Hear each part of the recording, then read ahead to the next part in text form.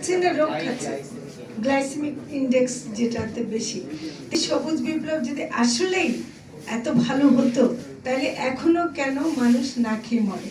তো আছে প্রত্যেকটা সিদ্ধান্ত, কোনো জিনিস এগুলো প্রকৃতির জিনিস। দেখেন আগে হাওড়ের জাতের ধানের জাতের নাম কি ছিল? খইয়া বড়, টেপি, হ্যাঁ, রাতা বড়, সুন্দর সুন্দর নাম না? এখন কি হয়ে গেছে? নাম্বার 28, 29, 88, এগুলো কি কোনো নাম হতে পারে?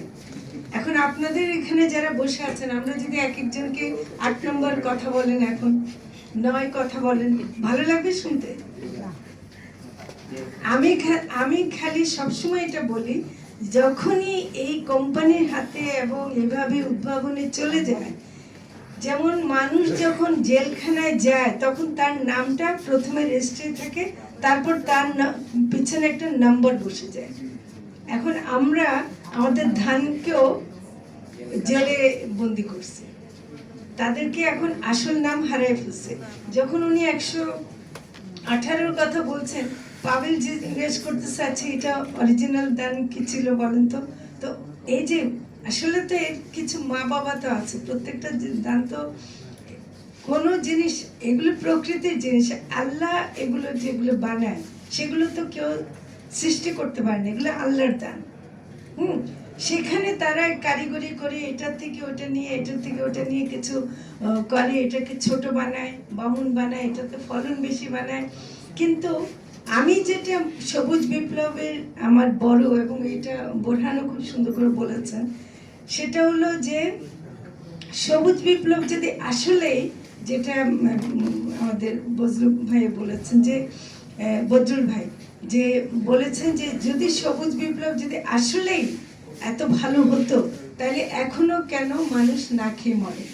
শুধু সবুজ বিপ্লব যে খাওয়া যে পূর্ণ করতে পারেনি তা না, সবুজ বিপ্লবের মাধ্যমে অনেক রোগ আসছে।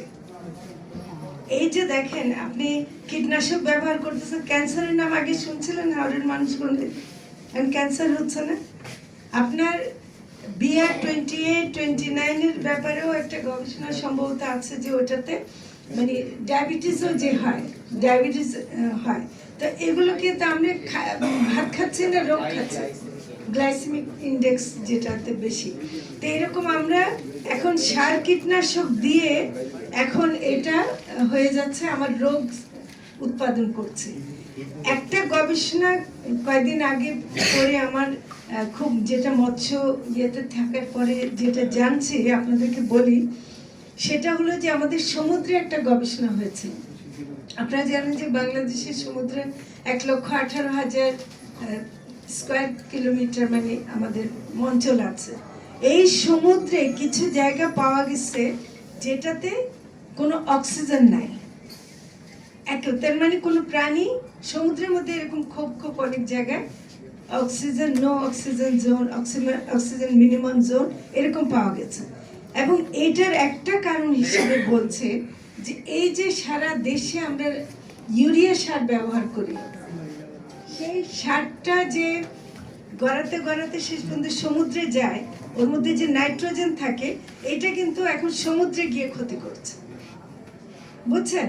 কাজে আপনি এখানে দিচ্ছেন বলে এখানেই ক্ষতি হচ্ছে তা না, এটা কিন্তু গড়িয়ে গড়িয়ে অনেক দূরে চলে যাচ্ছে, এবং এটা সব কিন্তু ঘুরে ফিরে আবার আমরা মানুষের পেটেই আসছে। কারণ আমরা সমুদ্রেরও মাছ খাচ্ছি, আমরা নদীর দূষণ হয়ে গেছে।